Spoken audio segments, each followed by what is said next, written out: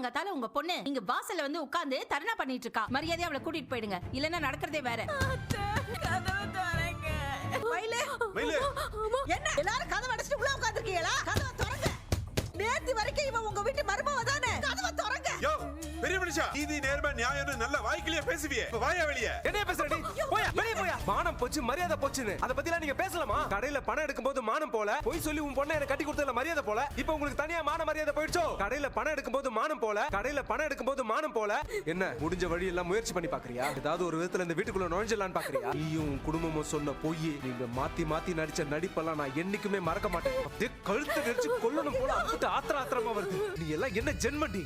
பொய் பொய், தலையில இருந்து கால் வரைக்கும் எல்லாமே பொய். என்கிட்ட ஒரு பொய், வீட்டுல இன்னொரு பொய், அதை மறைக்கிறதுக்காக 10 பொய். இந்த மாதிரி ஒருத்திய நான் பார்த்ததே இல்லடி. எனக்கு செத்து போயிடலான்னு தோணுச்சு. தயவு செஞ்சு 3 பேரை இந்த இடத்த விட்டு காலி பண்ணிடுங்க. இப்பவே நீ இந்த இடத்த விட்டு போற. அப்படி நீ போகல, என்னோட சாவுக்கு காரணம் நீ உங்க அப்பா அம்மா தான் எழுதி வச்சுட்டு செத்துருவேன். என்ன பேச்சு பண்ணிருக்க? நான் சொன்னதை செய்வேன்பா. என்னால இதுக்கப்புறம் இவ கூட வாழவே முடியாதுப்பா. இவ கிட்ட இருந்து எனக்கு டைவர்ஸ் வாங்கி கொடுத்துருங்கப்பா. என் பொண்ணோட வாழ்க்கை உங்களுக்கு அம்புட்டு இலக்காரமா போயிருச்சு இல்ல? நேத்து வரைக்கும் என்னோட வாழ்க்கை உங்க 3 பேருக்குமே இலக்காரமா இருந்துச்சு இல்ல? டைவர்ஸ் எல்லாம் கொடுக்க முடியாது. நீங்க சொன்ன பொய்யெல்லாம் சொன்னேன்னு வச்சுக்கோங்களேன், கோர்ட்டே கொடுத்துருவாங்க. எங்க சொத்தை வித்தாவது நாங்க இந்த கேஸ நடத்துவோம். விக்கிறதுக்கு சொத்து இருக்கா உங்ககிட்ட? கடன் வாங்கியாவது நாங்க இந்த கேஸ நடத்துவோமே.